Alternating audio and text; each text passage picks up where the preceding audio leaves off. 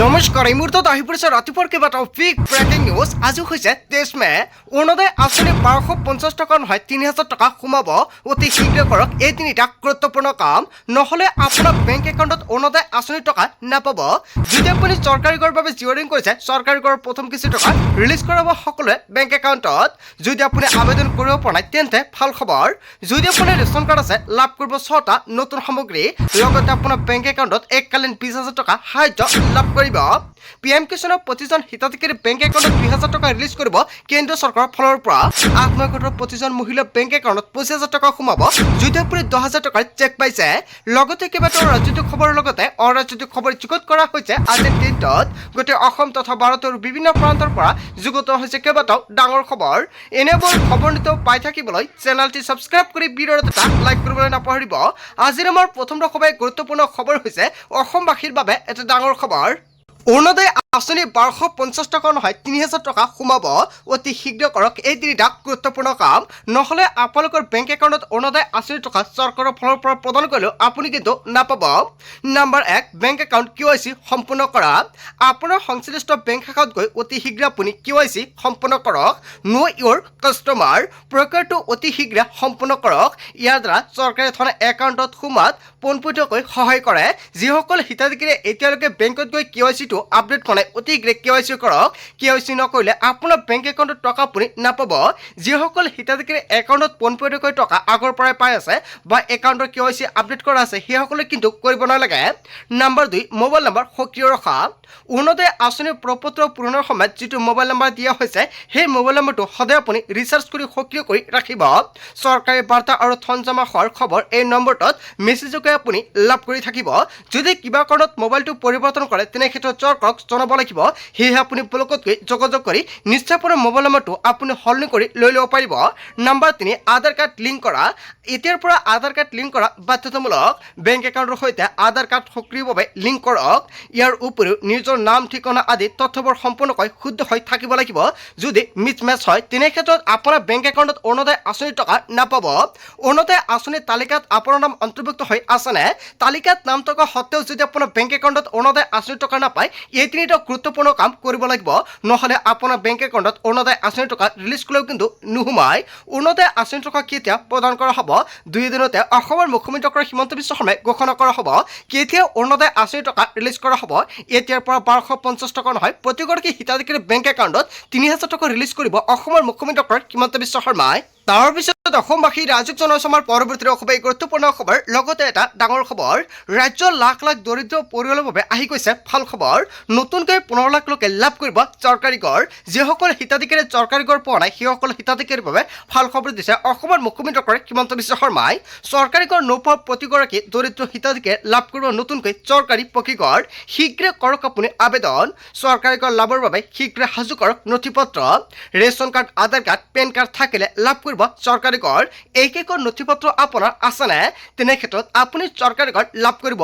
কেৱল এয়াই নহয়, এইকেইখন নথিপত্ৰৰ উপৰিও আপোনাৰ জব কাৰ্ড থকাটো বাধ্যতামূলক। কিয়নো মিস্ত্ৰী খৰচৰ বাবে যিখিনি টকা সোমায় সেইখিনি টকা জব কাৰ্ডৰ জৰিয়তে সোমাই দিয়া হয়। সেয়েহে অতি শীঘ্ৰে জব কাৰ্ডৰ লগত বেংক একাউণ্ট আৰু আধাৰ কাৰ্ড লিংক থকাটো বাধ্যতামূলক। যিসকল হিতাধিকাৰী এতিয়ালৈকে চৰকাৰী ঘৰৰ বাবে আবেদন কৰিব পৰাই অতি শীঘ্ৰে এইকেইবিধ নথিপত্ৰ সাজু কৰক। গাঁও আৰু নগৰৰ সকলো দৰিদ্ৰ পৰিয়ালে লাভ কৰিব চৰকাৰী ঘৰ। 1,30,000 টকাৰ পৰা 2,70,000 টকালৈকে লাভ কৰিব। যিসকল হিতাধিকাৰীয়ে চৰকাৰী ঘৰৰ বাবে জিঅ'ৰিং কৰিছে, অতি শীঘ্ৰে চৰকাৰী ঘৰ টকা ৰিলিজ কৰা হ'ব। যিসকলে হিতাধিকাৰীয়ে জিঅ'ৰিং কৰিব পৰা নাই, অতি শীঘ্ৰে জিঅ'ৰিং কৰক। কেনেকৈ কৰিব যদি আপোনালোকৰ ভিডিঅ' লাগে নিশ্চয় এতিয়াতো কমেণ্ট কৰি জনাই দিয়ক, নেক্সট ভিডিঅ'ত জনাই দিম। তাৰ পিছত অসমবাসী ৰাজুক জনসমাৰ পৰৱৰ্তী খুবেই গুৰুত্বপূৰ্ণ খবৰ, লগতে এটা ডাঙৰ খবৰ। ৰাজ্যৰ লাখ লাখ লোকৰ বাবে আটাইতকৈ ডাঙৰ খবৰ আহি পৰিছে। অসমত নতুনকৈ 5,04,000 লোকে পাব ৰেচন কাৰ্ড। যদি আপোনাৰ ৰেচন কাৰ্ড নাই তেন্তে আপোনাৰ বাবে ভাল খবৰ আহি পৰিছে। বাদ পৰি থকা হিতাধিকাৰীৰ তালিকা প্ৰস্তুত কৰিছে চৰকাৰৰ ফালৰ পৰা। প্ৰতিটো সমষ্টিত নতুনকৈ 4,000 হিতাধিকাৰী অন্তৰ্ভুক্ত হ'ব ৰেচন কাৰ্ডত। বহু পৰিয়ালত 2ৰ পৰা 3জন সদস্যৰ নাম বাদ পৰি আছে ৰেচন কাৰ্ডৰ। যদি আপোনাৰ ঘৰত এনেকুৱা সদস্য আছে নিশ্চয় কমেণ্ট বক্সত জনাই দিয়ক। পৰিয়ালৰ প্ৰতিগৰাকী সদস্যৰ নাম অন্তৰ্ভুক্ত প্ৰক্ৰিয়া আৰম্ভ কৰিছে চৰকাৰে। 126টা সমষ্টিতে নতুনকৈ 4,000 হিতাধিকাৰী পাব ৰেচন কাৰ্ড। ইয়াৰ পাছতে বাদ পৰি থকা লোকৰ নাম অন্তৰ্ভুক্তিৰ চিন্তাও ৰাজ্য চৰকাৰে কৰিছে। কেন্দ্ৰীয় চৰকাৰৰ পৰা এই ক্ষেত্ৰত বিচৰা হৈছে অনুমতি। যোৱা বছৰত নতুনকৈ 40 লাখ লোকে লাভ কৰিছে ৰেচন কাৰ্ডৰ সুবিধা। এই বছৰৰ আৰম্ভণিতে অন্তৰ্ভুক্ত হ'ল 19,55,000 নতুন হিতাধিকাৰী। ইয়াৰ মাজত বাদ পৰি থকা হিতাধিকাৰীক বাছি উলিওৱা হৈছে। বিধানসভাত ডাঙৰ ঘোষণা কৰিছে মন্ত্ৰী কৌশিক ৰায়ে। যদি আপোনাৰ ৰেচন কাৰ্ড নাই তেন্তে আপোনাৰ বাবে ভাল খবৰ। অতি শীঘ্ৰে নতুনকৈ ৰেচন কাৰ্ডৰ বাবে আপুনি কৰক আবেদন। কেনেকৈ আবেদন কৰিব, কি নথিপত্ৰ লাগিব কমেণ্ট কৰি জনাই দিয়ক। যদি আপোনাৰ ৰেচন কাৰ্ড আছে 1 জুনৰ পৰা আপুনি ৰেচন কাৰ্ড থাকিলে লাভ কৰিব চেনি দালি, নিমখ, লগতে লাভ কৰিব মিঠাতেল আৰু আধা কিলোকৈ চাহপাত লাভ কৰিব। ৰেচন কাৰ্ড থাকিলে এইকেইবিধ সামগ্ৰী সম্পূৰ্ণ বিনামূলীয়াকৈ প্ৰদান কৰিব অসমৰ মুখ্যমন্ত্ৰী ডক্টৰ হিমন্ত বিশ্ব শৰ্মাই। যদি আপোনাৰ ৰেচন কাৰ্ড আছে, ৰেচন কাৰ্ডত আপোনাৰ কোনো পৰিয়ালৰ নাম অন্তৰ্ভুক্ত কৰিবলগীয়া বাকী আছে, তেনে ক্ষেত্ৰত আপুনিও কৰিব পাৰিব। কেনেকৈ কৰিব, ইয়াৰ বাবে আপুনি ৰেচনৰ দোকানৰ সৈতে যোগাযোগ কৰক, নিশ্চয় সম্পূৰ্ণকৈ সহায় কৰিব। তাৰ পিছত অসমবাসী ৰাজক জনাইছে আমাৰ পৰৱৰ্তী খুবেই গুৰুত্বপূৰ্ণ খবৰ। লগতে এটা ডাঙৰ খবৰ, আগন্তুক 3 দিনলৈ ৰাজ্যত হ'ব প্ৰচণ্ড ধুমুহা আৰু বৰষুণ। অসমকে ধৰি উত্তৰ পূবত জাৰি কৰা হৈছে অৰেঞ্জ এলাৰ্ট। প্ৰতি ঘণ্টাত 50ৰ পৰা 60 কিলোমিটাৰ বেগত আহিব পাৰে ধুমুহা আৰু বৰষুণ। 23, 24 আৰু 25 মেত জাৰি কৰা হৈছে অৰেঞ্জ এলাৰ্ট। বতৰ বিজ্ঞান কেন্দ্ৰই 24খনকৈ জিলাত জাৰি কৰিছে এলাৰ্ট। এইকেইখন জিলাৰ বাসী সাৱধান হওক। বৰ্তমান আপোনাৰ জিলাত বৰ্তমান বতৰৰ পৰিস্থিতি কেনেকুৱা কমেণ্ট কৰি জনাই দিব। বৰপেটা, বঙাইগাঁও, গোৱালপাৰা, কোকৰাঝাৰত জাৰি কৰা হৈছে অৰেঞ্জ এলাৰ্ট। তিনিচুকীয়া, ডিব্ৰুগড়, চৰাইদেউ, ধেমাজি, লখিমপুৰ, গোলাঘাট, কাৰ্বি আংলং, ডিমা হাছাও। কেৱল ইয়াই নহয়, কাছাৰ, হাইলাকান্দি, শ্ৰীভূমি, পশ্চিম কাৰ্বি আংলং, হোজাই, কামৰূপ মেট্ৰ', কামৰূপ, বজালী, বাক্সা জিলাতো এলাৰ্ট জাৰি কৰা হৈছে। ধুবুৰী আৰু দক্ষিণ শালমাৰাতো য়েলো এলাৰ্ট জাৰি কৰা হৈছে। প্ৰয়োজন নহ'লে নিশা আপুনি ঘৰৰ পৰা নোলাব, সাৱধানে থাকক। আৰু আজিৰ ভিডিঅ'টো সকলোৱে বেছি কৰি শ্বেয়াৰ কৰি ৰাখিব। তাৰ পিছত অসমবাসী ৰাজক জনাইছে আমাৰ পৰৱৰ্তী খুবেই গুৰুত্বপূৰ্ণ খবৰ। লগতে এটা ডাঙৰ খবৰ, দেশজুৰি বৃদ্ধি পাইছে গৰমৰ প্ৰকোপ। শীতবেগক লৈ হাই এলাৰ্ট জাৰি কৰা হৈছে বতৰ বিজ্ঞান কেন্দ্ৰৰ ফালৰ পৰা। বৰ্তমান আপোনাৰ অঞ্চলত গৰমৰ পৰিস্থিতি কেনেকুৱা কমেণ্ট বক্সত জনাই দিব। দেশৰ বিভিন্ন ৰাজ্যত বিদ্যালয়ৰ গৰমৰ বন্ধক লৈ ঘোষণা কৰিছে প্ৰশাসনৰ ফালৰ পৰা। উষ্ণ প্ৰৱাহৰ বাবে তাপমাত্ৰা 45 ডিগ্ৰী চেলছিয়াছ পৰ্যন্ত বৃদ্ধি। পাৰাস্তম্ভ বৃদ্ধিৰ বাবে ছাত্ৰ ছাত্ৰীসকলৰ স্বাস্থ্যক লৈ চিন্তিত চৰকাৰ। শিক্ষাৰ্থীসকলক স্বাস্থ্য আৰু সুৰক্ষাৰ প্ৰতি লক্ষ্য ৰাখি দেশৰ কেইবাখনো ৰাজ্য চৰকাৰে গৰমৰ বন্ধ ঘোষণা কৰিছে। আগন্তুক সপ্তাহত উত্তৰ আৰু মধ্য ভাৰতত বৃদ্ধি পাব গৰমৰ প্ৰকোপ আৰু ইয়াক লৈ সাৱধানবাণী জাৰি কৰিছে। এইবাৰ গৰমৰ বাবে বৃদ্ধি পাব পাৰে বন্ধৰ সময়সীমা। শেহতীয়াকৈ মুকলি হোৱা ৰাজ্যভিত্তিক গৰমৰ বন্ধৰ তালিকা অনুসৰি প্ৰকাশ পাইছে। দিল্লী আৰু ইয়াৰে আশে পাশে থকা অঞ্চলসমূহত 11 মেৰ পৰা 1 জুলাইলৈ প্ৰায় 51 দিন বন্ধ থাকিব বিদ্যালয়। হাৰিয়ানা অহা 25 মেৰ পৰা 30 জুনলৈ সকলো চৰকাৰী আৰু ব্যক্তিগত স্কুলত গৰমৰ বন্ধ ঘোষণা কৰা হৈছে। পাঞ্জাৱতো অহা 25 মেৰ পৰা 1 জুলাই পৰ্যন্ত গৰমৰ বন্ধ ঘোষণা কৰা হৈছে। উত্তৰ প্ৰদেশ 20 মেৰ পৰা 15 জুনলৈ বন্ধ থাকিব বিদ্যালয়। কেৱল ইয়াই নহয়, নয়ডা আৰু গাজিয়াবাদত পুৱা 7 বজাৰ পৰা দুপৰীয়া 12 বজালৈ চলিব পাঠদান। ৰাজস্থানত তীব্ৰ গৰমৰ বাবে 17 মেৰ পৰাই বন্ধ ঘোষণা কৰা হৈছে বিদ্যালয়। 20 জুন পৰ্যন্ত বন্ধ থাকিব ৰাজস্থানৰ সকলো বিদ্যালয়। বিহাৰত 1 জুনৰ পৰা 20 জুনলৈ হ'ব গৰমৰ বন্ধ। অতিপাত গৰমৰ বাবে পাটনা আৰু অৰবাৰত 5ম শ্ৰেণী পৰ্যন্ত সকলো স্কুল সাময়িকভাৱে বন্ধৰ নিৰ্দেশনা জাৰি কৰিছে। হাইস্কুলৰ সময়ত পুৱা বাঘ লৈ সলনিৰ নিৰ্দেশনা। ছত্তীশগড়ত এইবাৰ 20 এপ্ৰিলৰ পৰা আৰম্ভ হোৱা গৰমৰ বন্ধ 15 জুনলৈকে অব্যাহত থাকিব।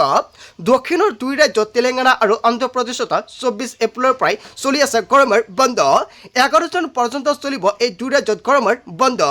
উৰিষ্যা চৰকাৰৰ নিৰ্দেশৰ পিছতে গৰমৰ বাবে 27 এপ্ৰিলৰ পৰাই স্কুলসমূহ বন্ধ ঘোষণা কৰিছে আৰু বতৰ বিজ্ঞান কেন্দ্ৰৰ ফালৰ পৰা জাৰি কৰা হৈছে এলাৰ্ট। ইয়াৰ পিছতে চিকিৎসকসকলে শিশুৰ স্বাস্থ্যৰ প্ৰতি লক্ষ্য ৰাখি অভিভাৱকলৈ আগবঢ়াইছে পৰামৰ্শ। কেৱল ইয়াই নহয়, ডিহাইড্ৰেশ্যন, হিটষ্ট্ৰকৰ পৰা বচাই ৰাখিবলৈ অভিভাৱকক সজাগ হৈ থকাৰ বাবে আহ্বান জনাইছে। শৰীৰত পানীৰ পৰিমাণ সঠিককৈ বজাই ৰাখিব লাগিব। কেৱল এয়াই নহয়, খাদ্যৰ ক্ষেত্ৰতো বিশেষ নজৰ ৰখাৰ পৰামৰ্শ প্ৰদান কৰিছে। দুপৰীয়াৰ ভাগত প্ৰয়োজন অবিহনে ঘৰৰ বাহিৰত নোলাবলৈ জনাইছে আহ্বান। আজিৰ ভিডিঅ' যিমান পাৰে সকলোৱে শ্বেয়াৰ কৰি দিব।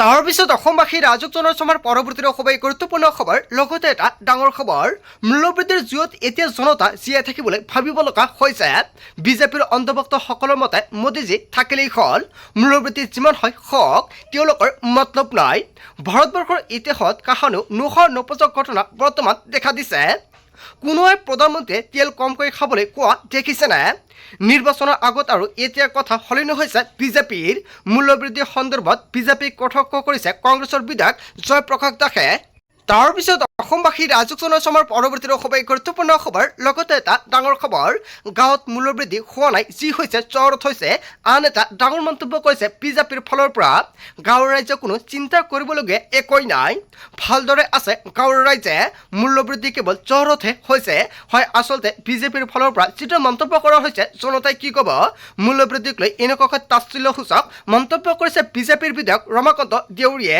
চিলিণ্ডাৰ নহ'লে খৰিত ভাত বনাই খাওক এনেকুৱাকৈ পৃথক মন্তব্য কৰিছে মূল্যবৃদ্ধি হোৱা এটা স্বাভাৱিক প্ৰক্ৰিয়া গাঁৱত মূল্যবৃদ্ধি হোৱা নাই যি হৈছে চহৰতহে হৈছে আচলতে গাঁৱত মূল্যবৃদ্ধি হোৱা নাই নেকি ৰমাকান্ত দেউৰী যিটো মন্তব্য কৰিছে জনতাই কি ক'ব যদি জনতাৰ কিবা মন্তব্য কৰিবলগা থাকে আপোনালোকৰ মন্তব্যটো নিশ্চয় কমেণ্ট বক্সত জনাই দিব তাৰ পিছত অসমবাসী ৰাজক জনসভাৰ পৰৱৰ্তী খুবেই গুৰুত্বপূৰ্ণ খবৰ লগতে এটা ডাঙৰ খবৰ সামাজিক মাধ্যমত সঁহাৰিৰ পিছতে একজন কংগ্ৰেছ জনতা পাৰ্টীৰ কেন্দ্ৰীয় শিক্ষামন্ত্ৰী ধৰ্মেন্দ্ৰ প্ৰধানৰ পদত্যাগৰ দাবী শিক্ষামন্ত্ৰীৰ ভুলৰ বাবে হাজাৰ হাজাৰ ছাত্ৰ ছাত্ৰীৰ হাৰাশাস্তি হৈছে নীটৰ পৰীক্ষাত ব্যাপক খেলিমেলিৰ বাবে দোষী শিক্ষামন্ত্ৰী নীটৰ খেলিমেলিৰ বাবে তিনি শিক্ষামন্ত্ৰীয়ে ইতিমধ্যে জীৱন শেষ কৰিছে শিক্ষামন্ত্ৰী ধৰ্মেন্দ্ৰ প্ৰধানে পদত্যাগ কৰিব লাগে বুলি মন্তব্য কৰিছে সামাজিক মাধ্যমত সঁহাৰিৰ পিছতে একজন কংগ্ৰেছ জনতা পাৰ্টীয়ে বন্ধু বান্ধৱীসকল আজিৰ মূল ভিডিঅ'খনত আপোনালোকক এইখিনি সৰু কেইটামান ইনফৰমেশ্যন দিবলগীয়া আছিলে ভিডিঅ'টি ভাল লাগিলে লাইক কমেণ্ট শ্বেয়াৰ কৰক